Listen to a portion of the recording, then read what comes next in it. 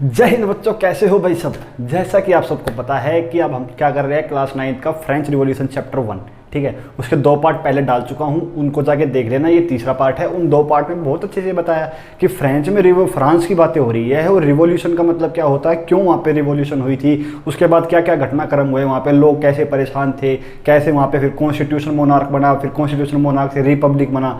पहली 2 वीडियो में बहुत अच्छे से पढ़ लिया है। और आज जैसे कि हम आपको पता है कि आज हम थर्ड पार्टी का करने वाले हैं, तो दोस्तों कॉपी किताब बंद करके अब सिर्फ बातों को सुनना। अब कह रहे हो कॉपी किताब बंद करके, मतलब कि मैं तो ऐसे ही पढ़ाता हूँ। कॉपी किताब बंद करके बातों को सुनना है, मजे लेके पढ़ना है, बिल्कुल भी स्ट्रेस नहीं बनाना पढ़ाई को, ठीक है। तो चलिए भाई वीडियो को शुरू करते हैं।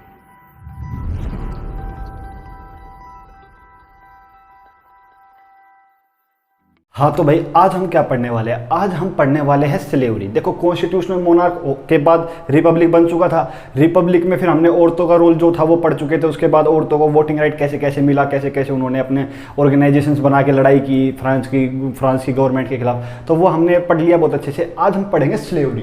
देखो भाई स्लेवरी का मतलब क्या होता है, देखो हिंदी में तो इसको बोलते हैं दास प्रथा। आपको शायद पता हो कि आपने अभी मूवी भी देखी होगी ना हॉलीवुड की, उसमें स्लेव का ट्रेंड बहुत ज़्यादा होता है। मतलब कि कोई ऐसी बात नहीं है कि कुछ नई बात है। जो आज के टाइम पे ये जो यूरोप की कंट्री अपने आपको दुनिया में क्या दिखाती है कि भाई हमने दुनिया को ह्यूमन राइट्स दिए, मतलब कि इंसानों को इंसान हमने समझना शुरू किया। अरे मतलब कि स्लेवरी तुम सबसे ज़्यादा खतरनाक यूरोप से हुई है। मतलब कि जो ये ब्रिटेन और ये जो फ्रांस थे, पूरी दुनिया में जो इन्होंने राज कर रखा था, सबसे भयंकर लेवल की कॉलोनी जो इनकी थी, वहाँ पे अफ्रीका से इतने ज़्यादा मतलब कि स्लेव लेके जाते। स्लेव का मतलब दास होता है। दास का मतलब एक तरह से आदमियों की खरीद फरोख होना। आदमियों को खरीदा जाता था काम करने के लिए, और ये नहीं कि खरीद, जैसे आज के टाइम पे कोई काम कराता है तो उसको तनख्वाह देता है, वो अपनी मर्जी से कैसी भी लाइफ जीता है। लेकिन पहले ऐसा नहीं होता था। अगर किसी ने किसी स्लेव को खरीद लिया तो वो उसका गुलाम हो गया। गुलाम का मतलब अब वो उसको पैसा भी नहीं देगा, खाना भी उसको सिर्फ इतना देगा कि वो जिंदा ही रहे, ठीक है। ये थोड़ा सा चैप्टर से अलग बता रहा हूँ मैं, लेकिन स्लेव का मतलब ये होता था सिर्फ खाना इतना दिया जाएगा, आदमी जिंदा रहे। आदमी बेशक से बिल्कुल मरने की कगार पे हो, लेकिन उसको खाना नहीं दिया जाएगा, बहुत ही 1 रोटी या 2 रोटी मुश्किल से, ताकि वो हमारा काम करता रहे। और ऐसा क्यों भाई, अगर पैसा दे देंगे तो क्या होगा, उनको लगता है कि हमारा प्रॉफिट कम हो जाएगा। अगर मैं इनको महीने के पैसे देने लगा तो प्रॉफिट कम हो जाएगा। उनको अपने ही मतलब कि कैसा भी काम करा सकते हो, पैसा बिल्कुल नहीं देंगे। ये था स्लेवरी। अब ये बात आती है स्लेवरी चली क्यों। देखो भाई जैसा कि आपको पता है कि फ्रांस की और इंग्लैंड की कॉलोनी पूरी दुनिया भर में थी। इंग्लैंड की कॉलोनी इंडिया भी था, ठीक है, चाइना भी था, ठीक है। फ्रांस की कॉलोनी का मतलब था कि उनका राज यहाँ पे है, यहाँ के लोगों पर वो अपना राज थोप रहे हैं ज़बरदस्ती वाला।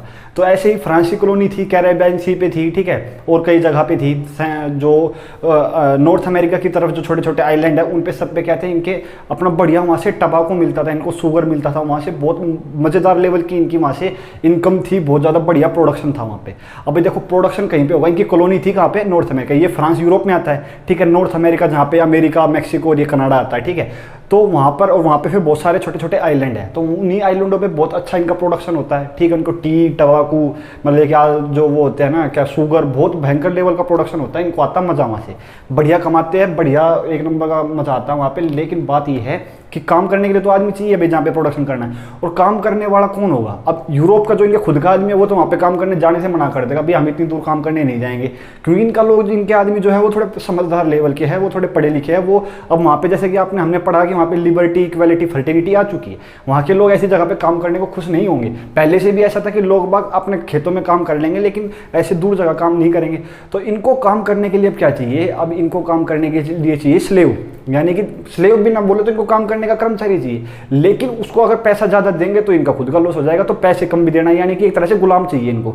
अब इसकी वजह से क्या क्रिएट होता है यहाँ पे क्रिएट होता है ट्रायंगुलर स्लेव। मतलब कि ट्रायंगुलर स्लेव का जो ट्रेड चलता है, ट्रेड मतलब कि व्यापार होता है। क्या होता है, जैसा कि आपको पता हो, यहाँ पे क्या है, ये यूरोप है, ठीक है, यहाँ पे एशिया है, ठीक है, और यहाँ पे अफ्रीका है, और यहाँ पे नॉर्थ अमेरिका है, और यहाँ पे साउथ अमेरिका है, ठीक है भैया। अब ये ट्रायंगुलर स्लेव कैसी है, देखो यहाँ पे फ्रांस आता है, फ्रांस के लोग यहाँ पे काम कर रहे हैं, उनको यहाँ पे अपना आदमी को भेजना है। क्या करते हैं, यहाँ से यहाँ का व्यापारी उठ के जाएगा अफ्रीका से, यहाँ अफ्रीका में पहुँच के यहाँ पे लोगों को खरीदेगा, फरीक करेगा।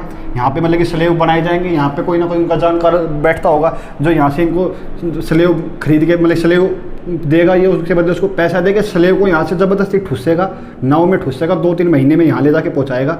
अब ये एक ट्रायंगुलर फिर यहाँ से वापस पैसे लेके अपने चला जाएगा। तो ये एक ट्रायंगुलर बना हुआ है, ठीक है। ये ट्रायंगुलर स्लेव मतलब कि स्लेवरी का इतना बड़ा ट्रेड है, यहाँ से अपने फ्रांस से निकलते हैं क्या कि ताकि यहाँ पे काम कराया जा सके, इसलिए अफ्रीका पहले जाते हैं, वहाँ से स्लेव को खरीदते हैं और फिर अपना काम कराते हैं और अपना ये इनका चल रहा है, वहाँ पे स्लेव का ट्रेड चल रहा है बड़ा भयंकर लेवल का। अफ्रीका के लोगों को इतना ज़्यादा मतलब कि इन लोगों ने परेशान किया है, कोई मजाक की बात नहीं है। बताने को तो मैं बहुत भी चीज़ें और भी चीज़ें बता दूँ, लेकिन मुझे लगता है यूट्यूब पर थोड़ी रिस्ट्रिक्शन हो जाएगी उस चीज़ की, अगर मैं बताऊँगा तो थोड़ा शायद ये अपना रिस्ट्रिक्शन के पॉलिसी के तहत कुछ बता दे, तो मैं ज़्यादा नहीं बता के मैं ये बता रहा हूँ, तो ऐसे यहाँ पे चलता था, ठीक है। तो स्लेवरी की जो ट्रेड चल रही है अब ये फ्रांस में, अब तो आपको पता है 1789, ये डेट मैंने बोला था, बार बार याद आएगी। 1789 में फ्रांस में रिवॉल्यूशन हो चुका है, फ्रांस के लोग थोड़े समझदार हो चुके हैं। अब ये लोग बोल रहे हैं कि वहाँ पे जैकोबिन क्लब का भी राज आ गया, जैसे कि आपको मैंने बताया था पिछली वीडियो में जैकोबिन क्लब क्या था। अब जैकोबिन क्लब ने ये एक बहुत बड़ा एक स्टेप लिया कि वहाँ पे उन्होंने स्लेवरी खत्म करने की कोशिश की पूरी। उन्होंने बोला कि भाई स्लेवरी अगर हमारा फ्रांस की जो कॉलोनी है वहाँ पे भी लोगों को वही राइट होनी चाहिए जो फ्रांस के लोगों को है, अधिकार होने चाहिए। ऐसे नहीं आप उनको पागल बना रहे हो, उनसे पैसा कमा रहे हो और उनको दे कुछ भी नहीं रहे, और उनकी जो है इंसानों से मतलब कि जानवरों वाली वो कर रखी है, उनकी हालत कर रखी है। तो इसलिए क्या होता है, वहाँ से उनको फ्रांस से आवाज़ उठने लगी। तो फ्रांस के लोग पहले तो उन्होंने सोचा भाई जो पहले वहाँ पे सबसे पहले क्या थी, नेशनल असेंबली बनी थी ना जैकोबिन क्लब से, तो नेशनल असेंबली के लोग अब वो सोच रहे हैं अभी चलो देखते हैं क्या करते हैं, लेकिन वो चाहकर भी इस चीज़ को कर नहीं पा रहे, अप्लाई नहीं कर पा रहे, स्लेवरी को खत्म नहीं कर पा रहे। क्यों नहीं कर पा रहे स्लेवरी को खत्म? अब बिजनेसमैन है, देश में बिजनेसमैन है बड़े बड़े, अगर वो कुछ स्लेवरी को खत्म करना चाहेगा तो बिजनेसमैन उसके मतलब कि कान खा जाएंगे, मतलब बिल्कुल बिजनेसमैन बोलेगा मेरा तो आपने लॉस करा दिया, मैं टैक्स भी नहीं दे, मेरा टैक्स भी कम होगा, आगे से मेरी इनकम भी कम होगी, सबका लॉस हो जाएगा। बिजनेसमैन तो ऐसे क्या डराएगा कि मेरे को घाटा, पूरे देश को घाटा। तो इसलिए बिजनेसमैन के थोड़े दबाव में कभी ये नेशनल असेंबली कर नहीं पाई। लेकिन जैकोबिन क्लब जो छोटे ही आदमियों का ग्रुप था, मैंने आपको बताया भी था, उसने आने के बाद 1794 में क्या किया, 1794 में इसको एबोलिश कर दिया, 1794 में एबोलिश कर दिया स्लेवरी को, ठीक है। स्लेवरी एबोलिश होने के बाद क्या होता है, देखो भाई स्लेवरी एबोलिश हो गई, अब खरीद फरोख्त नहीं कर सकते आप। अभी तो भाई साहब यहाँ पे अब आएगा नेपोलियन बोनापार्ट का राज। देखो 1794 का मैंने बता दिया, ये अब आता है वहाँ पे नेपोलियन बोनापार्ट का राज। नेपोलियन बोनापार्ट का राज आता है 1804 में, ठीक है। 1804 में अपने आप को पूरे यूरोप का राजा घोषित कर देता है। मतलब कि जैसे कि फ्रांस तो एक छोटी सी जगह है यहाँ पे, है ना, फ्रांस तो यहाँ पे एक छोटी सी जगह है और यूरोप तो बहुत बड़ा है, तो पूरे यूरोप का अपने आप को राजा घोषित कर देता है। इसका इंडिया से भी कनेक्शन है नेपोलियन का, मैं आपको आगे आगे पढ़ाऊंगा ना, तब मैं आपको बहुत अच्छे से बताऊंगा कि इंडिया से क्या कनेक्शन है। देखो इंडिया जैसे यहाँ पे पड़ता है तो इंडिया पे इंग्लैंड का राज है, इंग्लैंड भी यहीं पर आता है, ठीक है, यूरोप में। अब इसने क्या बोल दिया, मैं पूरे यूरोप का राजा यानी कि इंग्लैंड का भी राजा। तो इंग्लैंड पे जो यहाँ पे सरकार है ना इंग्लैंड की, वो डरी हुई है कि नेपोलियन इंडिया पे ना आ जाए, क्योंकि इंडिया ही तो असली सोने की चिड़िया तो इंडिया ही है सबके लिए। उनको ये है कि नेपोलियन वहाँ पे तो परेशान कर ही रखा है यूरोप में, अगर यहाँ पे आ गया तो हमारी बहुत मुश्किलें कर देगा। तो इसके लिए अलग अलग खतरनाक इन्होंने जो है काम करे थे अंग्रेजों ने, वो बात अभी नहीं पड़ती। देखो नेपोलियन बोनापार्ट के बारे में मैंने बताया, लेकिन नेपोलियन बोनापार्ट को जो है ना 1815 में जो है 14 में या 15 में मार भी दिया गया वाटरलू की लड़ाई में। वाटरलू की लड़ाई मतलब कि युद्ध वाटरलू का युद्ध का मतलब क्या था, देखो भाई यूरोप का है ना क्या था, यूरोप के लोग है ना आपस में एक संधि थी इनकी कि भाई पावर में कोई बैलेंस ऑफ पावर जिसको बोलता है, कि ये आपकी बुक में नहीं है, मैं एक्स्ट्रा बता रहा हूँ। ये था कि पावर, बैलेंस ऑफ पावर था, किसी भी एक को राजा को इतना पावरफुल नहीं होना दिया जाएगा कि वो सबको हरा सके। मतलब कि अगर कोई ज़्यादा पावरफुल होता दिखेगा तो उसके खिलाफ बाकी सारे आ जाएंगे, समझ रहे हो, मतलब कि एक एक करके सबको जीतेगा, आराम से जीत लेगा अगर ये पावरफुल है तो। ये इनका क्या था कि एक भी ज़्यादा पावरफुल होता दिखेगा तो सारे लोग इकट्ठे होकर उसको खिलाफ हो जाएंगे। तो ऐसे ही करके वाटरलू की लड़ाई में सारे यूरोप की कंट्रीज आई, आपस में सेना मिलाई और जो है नेपोलियन को मार दिया गया। नेपोलियन के तो बहुत बड़े बड़े किस्से हैं, बहुत अच्छी अच्छी कहानियाँ भी है, बहुत बड़ा एक्सपेंड भी किया था अपने यूरोप में। तो नेपोलियन का तो इतना ही है आपकी बुक में। और इसके बाद क्या था कि भाई अब है ना एवरीडे लाइफ कैसी हो रही है वहाँ पे। एवरीडे लाइफ वहाँ पे जो है मतलब कि अब जैसे कि 1789 फ्रेंच रिवॉल्यूशन के टाइम पे यहाँ पे पहले क्या था, यहाँ पे था सेंसरशिप। सेंसरशिप आपको भी पता होगा, इंडिया में भी हर देश में होता है सेंसरशिप, यानी कि अगर किसी को कुछ पूरी बड़े लेवल पे दिखाना है, कुछ भी टीवी, कुछ भी न्यूज़पेपर, कुछ भी मैगजीन, तो पहले सरकार से अनुमति लेनी पड़ती है। अगर सरकार को लगता है कि ये चीज़ ठीक है तो सरकार उसको ओके कर देती है, वरना उसको सेंसर मतलब इसको कैंसिल कर देती है, ये आप नहीं कर सकते, इसमें ऐसे ऐसे चेंज करो। अभी जैसे कि OTT प्लेटफॉर्म होते हैं नेटफ्लिक्स टाइप, तो उसमें भी गवर्नमेंट ने बोला कि पहले हमें दिखाओ, तो वो एक तरह से ठीक भी है, एक तरह से फिर ये लोग बात बोलते हैं कि हमारी फ्रीडम की आज़ादी पे वो है जो इंग्लैंड, यहाँ पे अंग्रेजों का राज था, तो इंडिया वालों पे भी तो उन्होंने ये यूज़ किया था। इंडिया वाले जो अपने न्यूज़पेपर छापते थे, अपना केसरी न्यूज़पेपर था जो, ये क्या थे, अब भारत के लोगों की बात करते थे, अंग्रेजों की बुराई करते थे, तो अंग्रेजों ने यहाँ पे बंद करा रखा था, यहाँ पे भी प्रेस पे उन्होंने जो है रोक लगा रखी थी। तो ऐसे ही फ्रांस में भी प्रेस पे रोक थी, मतलब कि सब कुछ अपनी मर्जी से नहीं छाप सकता कोई। पहले जो सरकार पहले कौन है, राजा है, राजा से लुईस 16, ठीक है, क्रांतिकारी इंसान से पहले इनको परमिशन लेनी पड़ेगी कुछ भी छापने से पहले कि भाई ये तू देख ले, ये चीज़ है, छाप दूँ, अगर वो हाँ कहेगा तो हाँ।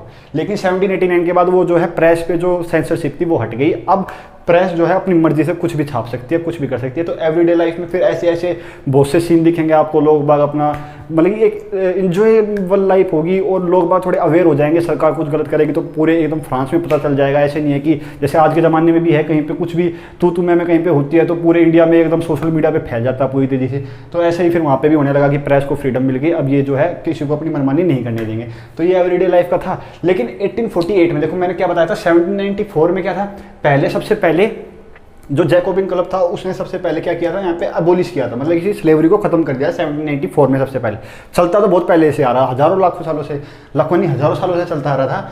लेकिन 1794 में जब इसने खत्म किया, उसके बाद 1804 में नेपोलियन बोनापार्ट दोबारा आया, तो इसने दोबारा इसको शुरू कर दिया स्लेवरी को, क्योंकि भाई इसको आदमियों की तो जरूरत है पूरे, अगर यूरोप पे राज करना है तो इसको तो ज़्यादा से ज़्यादा आदमियों की जरूरत पड़ेगी, स्लेव की जरूरत पड़ेगी। तो 1804 में जो है नेपोलियन ने दोबारा शुरू कर दिया ये स्लेवरी का, वही दोबारा से खरीद फरोख्त इंसान होगी। लेकिन अंत में जाके 1848 में जो खत्म हो गया था, उसके बाद अब तक भी नहीं हुआ है ये चीज़, मतलब कि इतनी खतरनाक थी स्लेवरी। तो मतलब कि आपको शायद आपने अब्राहम लिंकन का नाम सुना होगा, तो उनका सबसे बड़ा हाथ रहा इस चीज़ में, अमेरिका से स्लेवरी को खत्म करने का। जो अमेरिका में आज के टाइम पे होता है ना गोरे कालों का भेदभाव, तो वो यही मानते हैं गोरे कि भाई यहाँ के तो हम, यहाँ के अमेरिका के रहने वाले तो हम ही हैं, ये काले लोग तो अफ्रीका के स्लेव थे, मतलब कि यहाँ पे स्लेव के लिए दास थे तुम, और आज तुम हर चीज़ में हमसे कंपटीशन दे रहे हो, तुम हमारे साथ उठ रहे हो, हमारे साथ बैठ रहे हो। तो वहाँ पे अमेरिका में इस चीज़ पे बहुत ज़्यादा विरोध होता रहता है। कुछ दिन पहले बहुत तगड़े लेवल का भी हुआ था, आपने देखा हो।